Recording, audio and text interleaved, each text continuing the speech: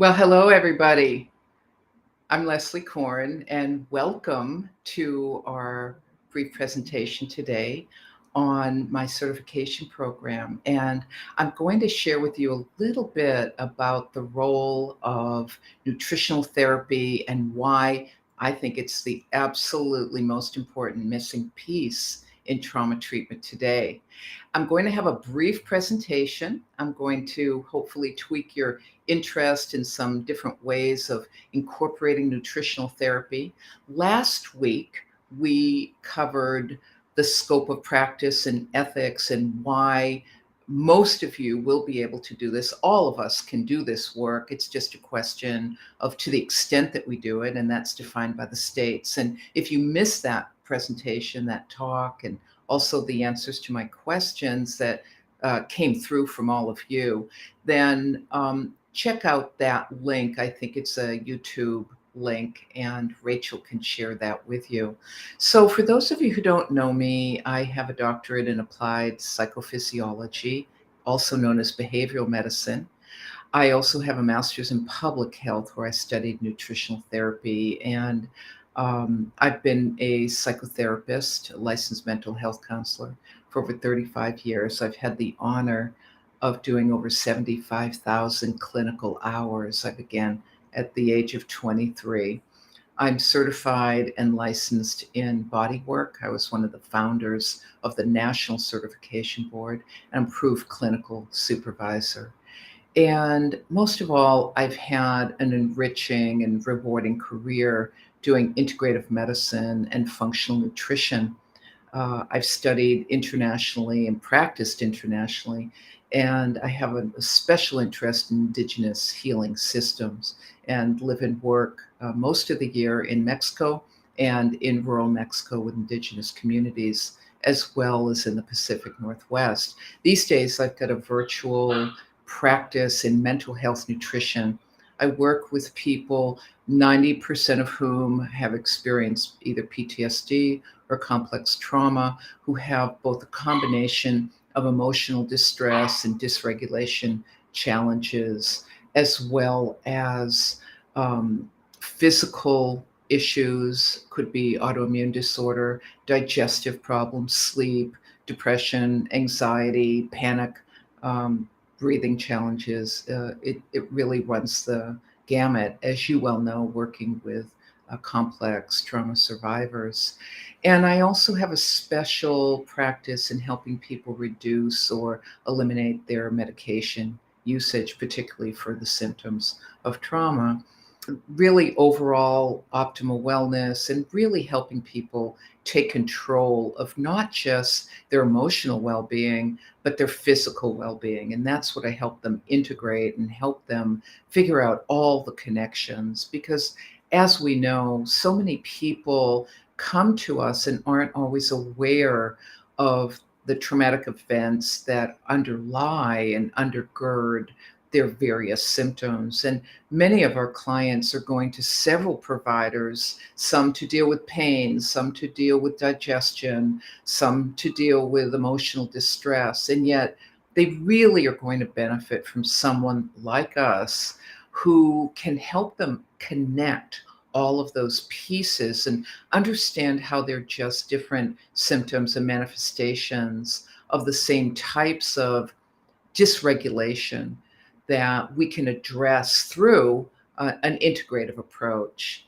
And I want to share with you, Rachel, if you share our lead slide, and then we'll go on to Rainbow Blueprint. Here's our title. And I think above all, I love this image of the heart because above all, we are about heart and heartful connection with people. That to me is the true ingredient for health and helping and healing. And then we've got a variety of methods and techniques that are going to address the needs of our clients. Next slide. So if we think about integrative approaches, I don't want to repeat what I said last week in case some of you were here last week, but this is the Rainbow Blueprint. And you can see all of these different methods that help us integrate all the needs, the real holistic needs of our clients, ranging from their individuality and that there's no one right diet for everyone. And when I use the word diet, I don't mean diet to lose weight, I mean food. This is not about losing weight. This isn't about body shape or size. This is about what's optimal and what makes me feel the best and what fuel nourishes my engine, because my engine may be different from your engine. And so I teach you how to begin to understand that. And that's both an art and a science. And then we go on from there with integrative assessments and with biological rhythms and understanding how trauma is in essence a disruption of rhythm, of biological rhythms. And those of you, thanks for your great feedback on my book. I've written about all the variety of rhythms that really become disrupted in trauma, and then how integrative approaches can help rebalance those rhythms. And in this particular course and in this talk, there are so many interventions we can use nutritionally to balance biological rhythms. Number one is melatonin, and number two is vitamin B12. Just those two interventions can be very helpful in balancing the clock that gets disrupted in trauma. And then we go on from there in all of our methods, nutrition and culture and the value of culture, working cross-culturally. And those of you that are working across cultures, food, nutrition, herbs, people love to talk about this. They love to talk about their recipes. They love to talk about what they're cooking. They love to go to healthy cooking classes with yoga and food, and then process work about what's getting in the way of their self-care. Because trauma, if it's nothing else, is a dis-ease, meaning being out of ease with self-care. And this is where we play such an important role in helping people come back to their self-care, or perhaps even learn about self-care, learn about what they need for the first time in their lives. And that is where nutrition can be part of that, meaning how am I nourishing myself? There are so many ways we nourish ourselves, and nutrition is just one of them. Preparing food is one of them. And I'll talk about that a little bit more. So as you go around this whole rainbow blueprint, this is how I organize the certification. In fact, all three of my certifications, and I know some of you have already taken some of them. And this latest one on trauma is perhaps the pièce de résistance, shall I say. I'm trained as a traumatologist, and it's my passion, really helping people survive and thrive. And that's not to say that there are necessarily miracles, but I guarantee you, if you're not already incorporating the role of digestion, mindful eating, and nutrition in your practice, whether you're doing it directly or you're collaborating or making referrals, I promise you, you will get 100% more and better outcomes by doing so. And you will bring the art and the heart that you already bring to all of your work to this as well, because our work in nutrition is really analogous to our work in psychotherapy. And it's not ideological. There's no one right approach for everyone, just like there's no one right method. Might be EMDR for one person, CBT for another, ACT for another, psychoanalysis for another. And that's where we bring our broad knowledge of our methods to understand what our client will benefit from and at what stage they are and how they'll benefit from that. So take some time to look at the rainbow. And I think the previous talk that I gave, I talked about it a little bit more, going through the whole circle. And of course, I cover it in depth in the training. Rachel, next slide, please, because now we'll get into, shall I say, the meat of the matter, or for our vegetarians, the tofu of the matter. All right. So I want you to leave here today with 10 things that you can do right away to help people improve their mood with food. And if you're not already doing this for yourself, I encourage you to. And then I'll open it up to any questions you have. They can be far and wide because we'll have a little time to address your questions. Right away, I begin with educating my clients that the kitchen is their pharmacy. So many of the medications we use come out of the natural plant and food world. And so I want to raise awareness. And isn't that what we do as counselors and therapists, nurses and healers? We are raising awareness and creating connection between what am I eating and how is it making me feel? And especially with trauma, where so many of the symptoms are dissociative. Eating disorders are essentially a dissociative disorder. The addictions are dissociative. Even pain is dissociative. The inability to say, I don't know what I need right now. I don't know what my body is trying to tell me is in essence dissociative. So at its essence, we're bringing awareness. We're helping people come into their body, experience their bodies through a variety of means. And that includes experiencing, how do I feel after I ate that particular food?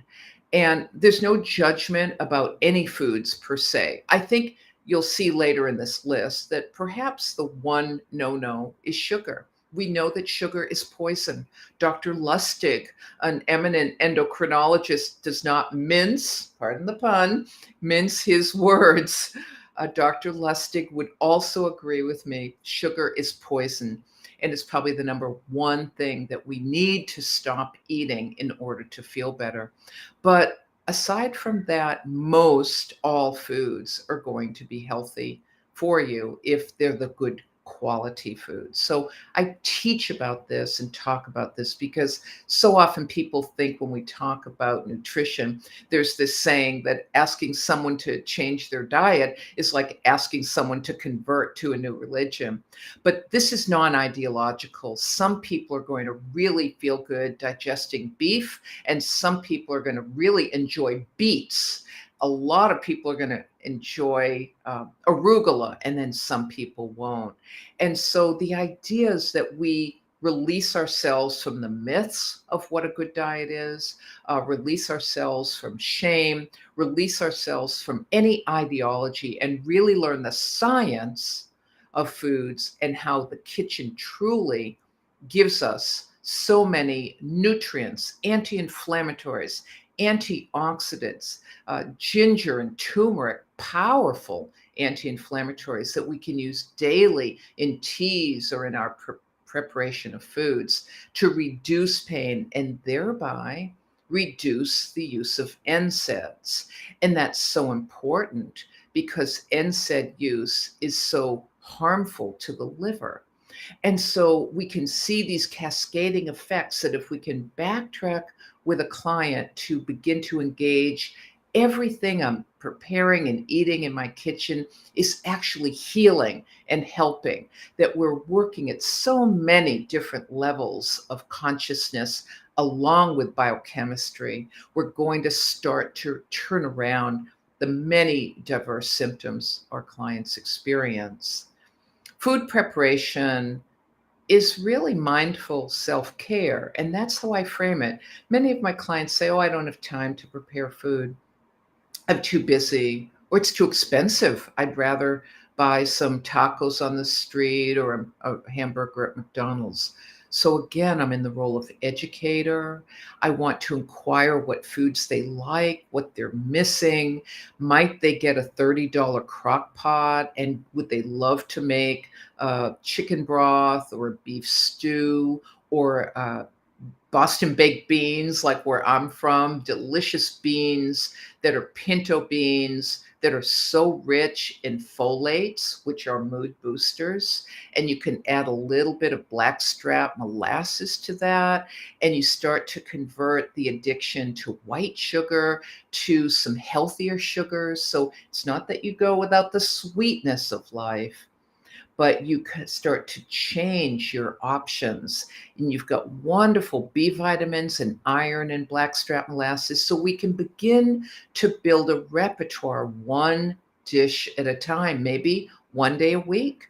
Maybe the kids participate. Maybe the kids participate in going to the store and picking out some of their favorite fresh fruits and vegetables. So this is a family affair as well. Or if people are living alone, we engage others as well, friends, family, in person or even over Zoom. So we're applying so many skills we already have to jumpstart self care. And becoming aware of how mood follows food, one of the first things I introduce you to in the course is the food mood diary. And it's a simple way where people write about what they eat every day and then keep track of how they feel. Are they feeling energized with their diet? If you're like me in my practice, people are coming in very stressed, um, oftentimes they've got lots of gas or discomfort. They're fatigued. They're fueling themselves on lots of coffee, oftentimes lots of refined sugars. They're kind of just getting through the day. Maybe they're not complaining too about all their physical health problems, but then they're saying that their mood is labile, or maybe they're depressed, maybe they're anxious, they're not sleeping well. These are all of the emotional sequelae we're seeing. You don't need to be traumatized to be feeling all of these, but since most of my clients have histories of trauma, this is quite often how they begin to come. And so I want to work with them to identify how they feel after they have that donut and third cup of coffee and their stomach is gurgling, and how we begin to reduce this addiction truly to sugar and stimulant foods. And this is analogous to our work with reducing the addiction to stimulants or overstimulating behaviors or exposures in the world that are just going to reinforce overwhelming events. And so this is where I begin, is just some awareness. I notice that you're only drinking one glass of water a day. It might be that your headaches are due to dehydration. And I teach them the pinching exercise. And indeed, one glass of water a day or 2 cups of liquid would be dehydrating, a cause of headaches, leading to NSAID use, leading to pains in the gut, leading to antacid use, and on it goes. So we are really unraveling or peeling back like the onion a lot of these causes.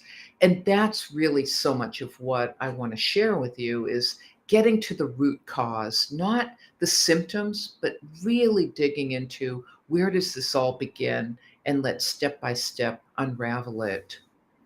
So, food prep and eating is also socially self regulating. We do a lot of work around vagal regulation, around parasympathetic dominance. And we know that being together, which has really been hampered during the pandemic, we regulate together through food, through gathering, through preparation.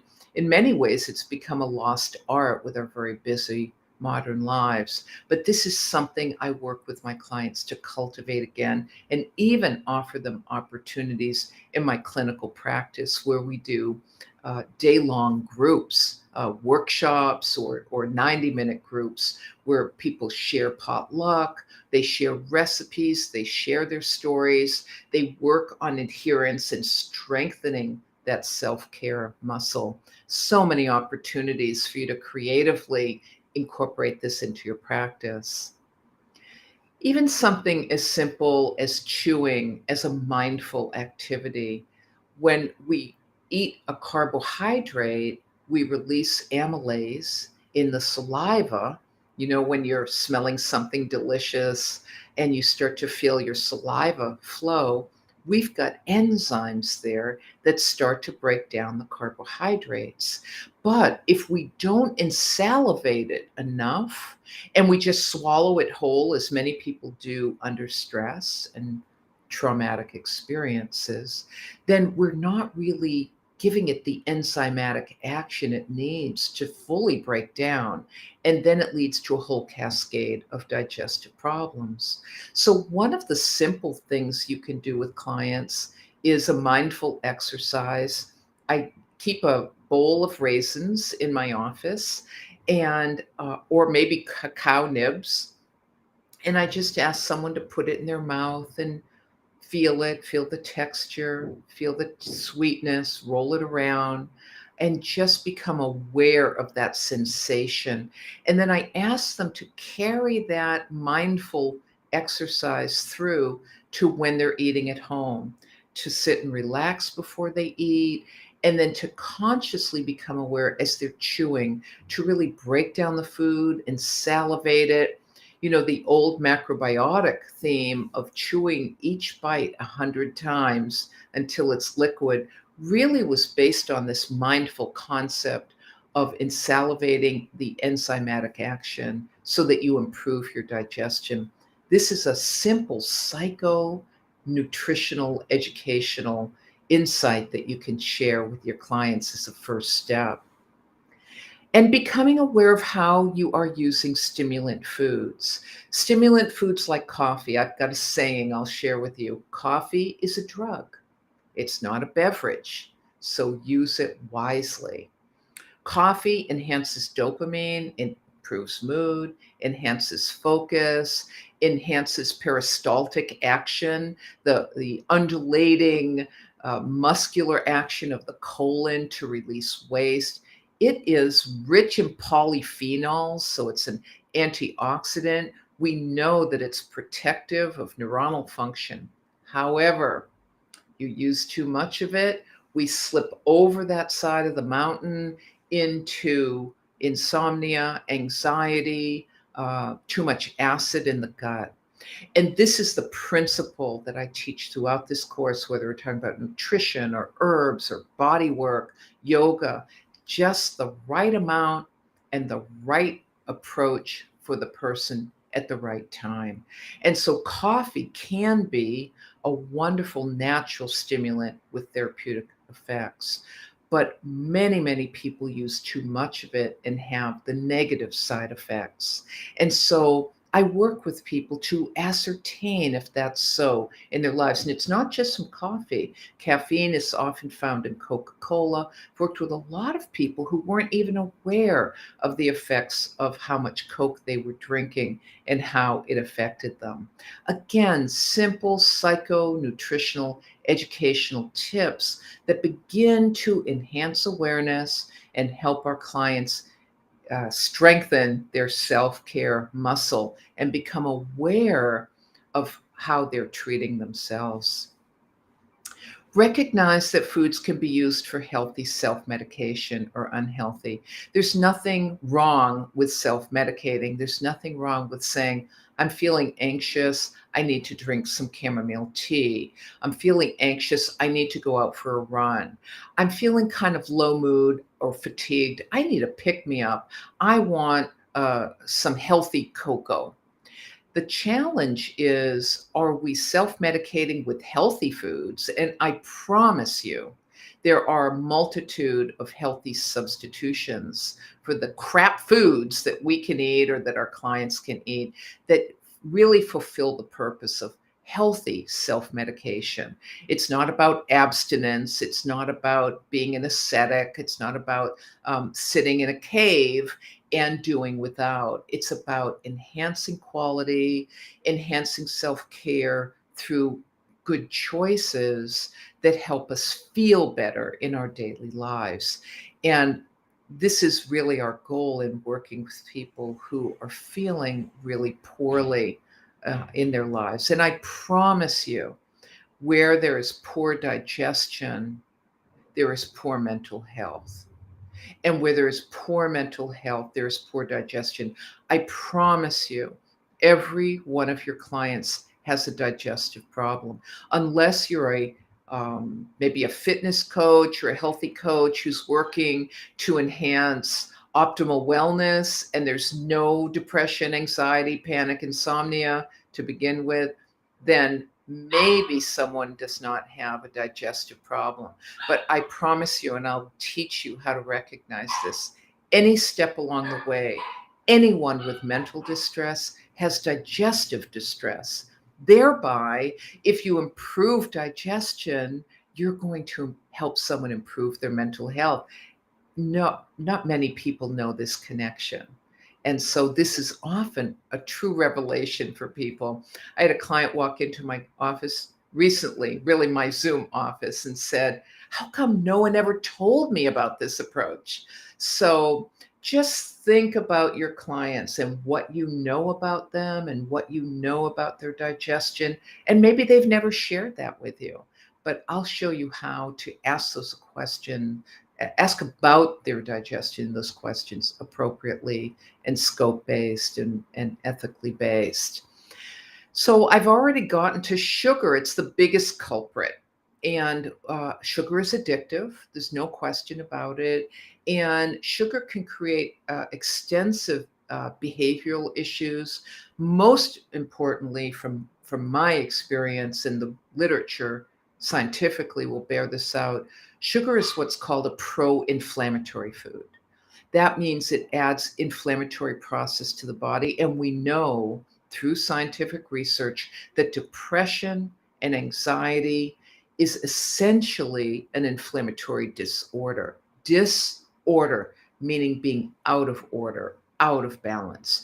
And so if we can decrease the inflammation in the body, then we can decrease depression and anxiety. It's going to be a complement to all the work you're already doing around depression, learned helplessness, anxiety, and more. When we do this, we help people reduce the pain medications. We help people reduce what's often an addiction to NSAIDs, or even worse, the opioids and the opiates. So many of our clients have been traumatized, not just from interpersonal trauma, but from exposure to war, exposure to IEDs, exposure to accidents that create inflammatory process in the body. And that's part of the depression cycle. And that's not to say that people aren't depressed because of the chronicity of the dis-ease or the disorder itself. So we're really looking as clinicians to round out where we can intervene in this circle of distress to help people feel better and educate them to do so. One of the principles that I teach about quite a bit is called the principle of substitutions. I already touched on it a little bit when I said a healthy cocoa. There's no reason why you can't enjoy delicious sweet chocolate. I love to use organic cocoa. I can sweeten it with a little honey. I can sweeten it with a little stevia. If you like a nut milk like almond, or if you like seed milk like hemp milk, or even rice milk, you can even use a full fat cream in that cocoa. Now that I'm describing my recipe to you, I want to go make it a little later. People gravitate towards chocolate because it's rich in magnesium. It's also rich in theophylline, which is a mood booster. So coffee, not coffee, chocolate, as you know, it boosts our mood, but it's also deeply relaxing at the same time. And it really stimulates our dopamine, which helps us focus. It's often why we want to have a chocolate bar in the afternoon. But one of the things I teach my clients is how to make healthy cocoa, or even healthy chocolate almond joys. And we have a whole session where we teach chocolate making for kids and families to make delicious, healthy chocolate, almonds, coconut. What better food is there? But without refined sugar. This is one example of the principle of substitutions that I teach about. It's about understanding what we crave, what our brain wants for its fuel, and then making choices that are actually healthy for us and not just feeding addictions or are feeding pro-inflammatory process in the body. And I cover a whole range of the neurotransmitters and the kinds of moods that we want our foods to either stimulate or help sedate. And then finally, I think our principle is that we have to enjoy ourselves. I think trauma is in so many ways, it takes away the enjoyment, the joie de vivre, the purposefulness, the meaningfulness, the sense of connection, the sense of action. And we're working at so many levels, but one of them also includes enhancing the capacity to enjoy once again and to enjoy and taste foods and herbs and plants and all of the gifts that nature has given us. Enjoy our movement. And that also includes our bowel movements, our musculature, our digestion, to really come back in and enjoy our bodies, because so much of trauma is inflicted via the body. It's truly the quintessential mind, body, and spirit dis-ease, being out of ease. And so there's no shame about anything that we're doing in this approach to integrative medicine and nutrition. It's about becoming aware.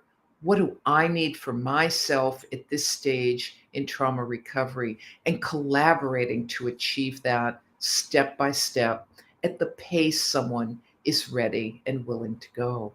So that's a little taste, another pun, forgive me, a little taste of the course and why I think this is such a missing piece that is so important for us to integrate. It's why I now devote my practice full time to this approach. All right, there we have it. Final slide, Rachel. Thank you so much, Rachel, for facilitating this talk.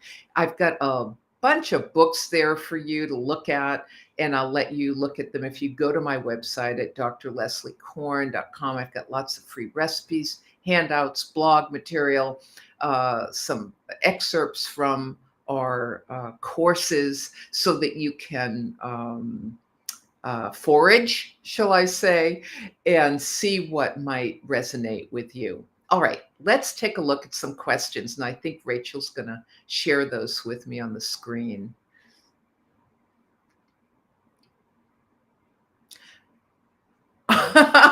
Not related to nutrition, but I have to say, I love those earrings. I assume there's significance in Mexican culture. Thank you for saying that, Rachel. Can you, everyone see them? They are significant. They were a gift to me by a Huichol indigenous person, also called Huixarica. And what you see here is this little round peyote button.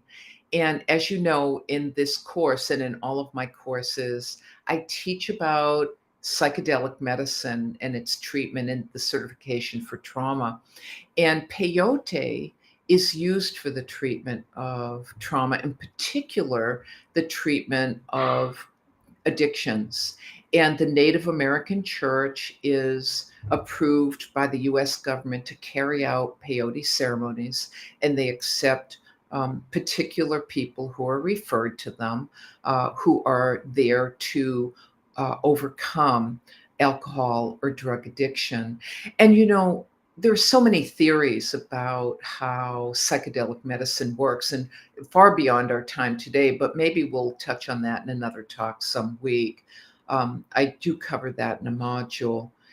But besides the biochemistry of it, I'm very concerned about the fact that these profound spiritual experiences that are engendered by psychedelic experiences that are undergone as part of ritual and healing process really reignites what I was just talking about earlier, the sense of connection, meaning, purpose, the greater uh, aspect of life that is so trod upon as a result of particularly complex trauma. But I think I've seen it in war when we think about war trauma or moral injury, this kind of sense of disconnect. So I know I'm waxing on out of this earring question, Rachel, but that's what these are. They're peyote button representations.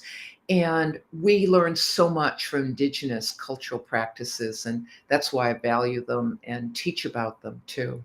So thanks for that. I know some of you are freezing right now, but we're at 80 degrees where I am, so I've just turned off the AC. For clients who are skeptical or reluctant to integrate nutrition into their treatment, what are the top strategies you recommend? Well, I want to know a little bit about why they're skeptical or why they're reluctant. It may be that they're not ready. Let's accept that this is not going to be right for everyone or they're not ready for it. And that's okay. Because oftentimes, as we work with people, and the bond and the rapport and the trust develops, they do become ready, and that's what I've seen. So I think we have to accept, number 1, not everyone this isn't gonna be right for everyone or at this stage, um, or that it evolves as we work with them. I wanna understand if it's that they may not be aware of the connection, and if that's the case, we may just look at what's the connection between what they're eating and what some of their symptoms are? For example, are they drinking 5 cups of coffee a day, and are they anxious? Then I might say, there's good research that caffeine can contribute to anxiety. I've got some ways for you to decrease the coffee intake and provide some alternatives. Uh, and I explore with them.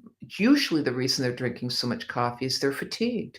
And they're fatigued because trauma is deeply fatiguing to the adrenal glands. And so we kind of explore.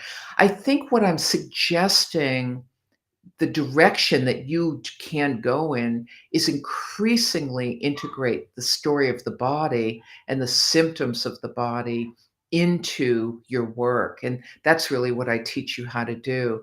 I could probably talk for another hour about how to address reluctance, but I hope that gives you just a little bit to go on. Okay, next question. Any other questions?